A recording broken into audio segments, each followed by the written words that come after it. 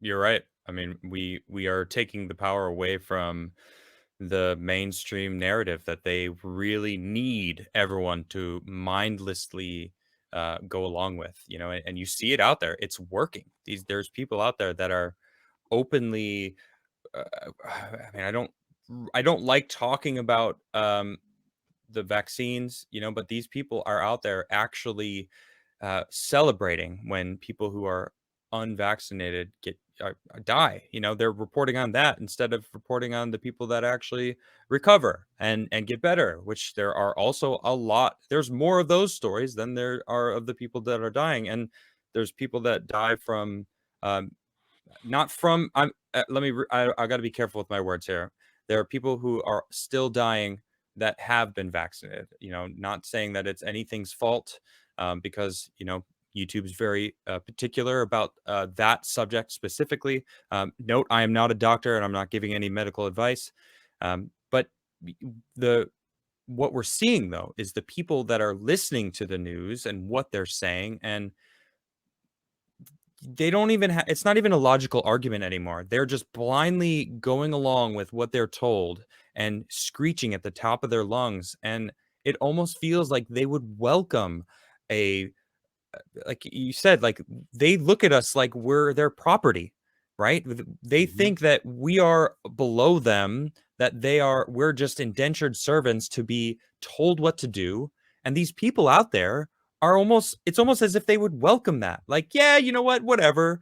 But this is the problem though. They think that it's going to be some utopia, that they're going to be able to scroll all day on their phones and go have their Starbucks and you know, play video games all day and not have anything to do. Like they're not going to do anything. But I don't think that's going to be the reality of the situation. These people. But then you think we don't really know what this new AI robotic world that's vastly approaching. I mean, Elon Musk has been warning about AI. He's like, it's too late. I mean, I tried warning you guys for a long time.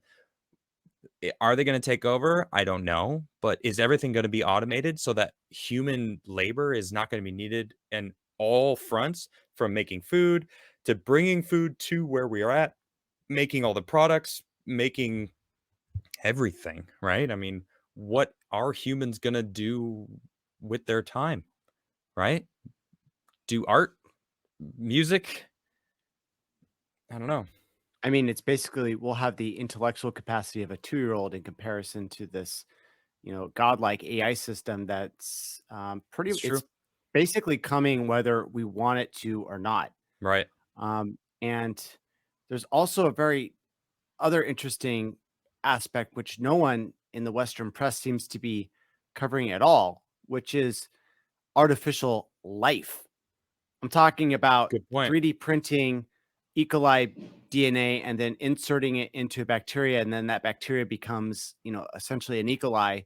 Yeah. And what they can do is they can print out these genes now, um, for any arbitrary sequence, and they can put them into these artificial life systems, and boom, now all of a sudden you've got a new bacteria that has never been seen before. Yeah. And it's terrifying and it's awesome and It's it's terrifying. exciting all at the same time, because essentially what we can do now is we can think about like fake food. Like, for Yeah. example, we could solve the entire food problem if we grow food from yeast. I mean, this is what the Beyond Burger is right now. It's essentially modified yeast that you would use to brew beer, and Yeah. instead they've modified the genes so that they produce heme and some of the proteins and stuff, and now you can concentrate that into a patty and it tastes like meat, right? Right. Like, these are this is kind of like the future of this, which is great if you want to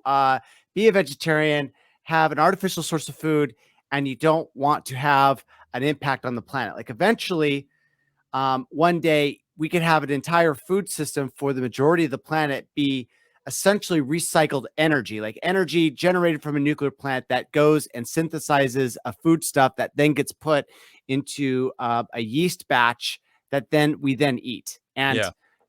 I know that sounds gross, but it's Well, no, better I than mean, eating bugs. I actually I like Beyond Burger. I mean, I happen to be vegan myself. So I mean, that's not really the point. I mean, I love space, and I like to think about space travel because I do feel like that's one of those things that we could use manpower for, like Hmm. exploring space. Like we can go in all directions, and I like to think about how that's possible. And food is one of those things. We can't have livestock on a spacecraft, but we can't. They've grown wheat, so we know that we can make wheat gluten from the wheat and then turn that and use different um, whatever to grow what we need to make Beyond Burgers essentially in space. So it's possible to do that, and I think that might actually be implemented as soon as we get to the point where we're going to Mars and beyond, which I Hmm. think is vastly coming. So And I think that with the coming revolution, we're also going to have, with the technology revolution, I think that we're also going to have a solution to a lot of the different ills that we have. yeah, Like right now, it's plastics being dumped into the ocean. That's right, really not necessary at all. Like we could have all the garbage that you see right now be burned, and then the ash gets filtered through a set of chemical filters, and yeah, then you're just basically recycling the ash into its constituent components, and then that's made into the next product. And the only thing missing from that cycle is unlimited energy. true, And one of the things I think is happening with this green revolution is um, all of the nuclear tech that's been sort of sabotaged by political interests, truth, yeah, mainly this petrodollar, right? Like the reason why we don't have abundant nuclear energy is not because we don't have the technology, it's because of the petrodollar. Our yep, currency is literally based on the fossil fuel economy.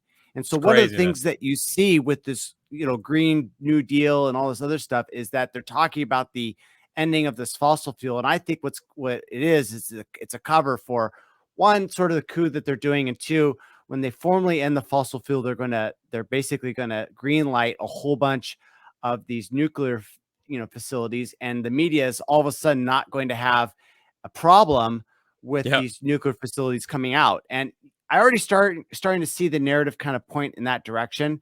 Hmm. And what's really and the thing that they got to pull off is people are going to sit around at home and say, well, wait a minute, how come we haven't been using nuclear for a very long time? Hmm. And I think but every single time I'm like, oh, well, the normies back home, they won't, this is the point, they'll wake up. They never do they? Like, No, you know, I thought uh, that a lot in the past year. I know, right? Like this time it's going to be like the fact that ivermectin is being like suppressed or something. Hmm. And no, they don't wake up from it. So I don't No. know. I feel like some of my leftist friends are actually starting to wake up about Well, like a that's lot of nice. things. They're like, oh wow, this stuff really is scary. Wow, why is the left acting like they're a bunch of fascists Yep. uh, and authoritarians? And I was like, yeah, I called it. Yep. Unfortunately, I'm right.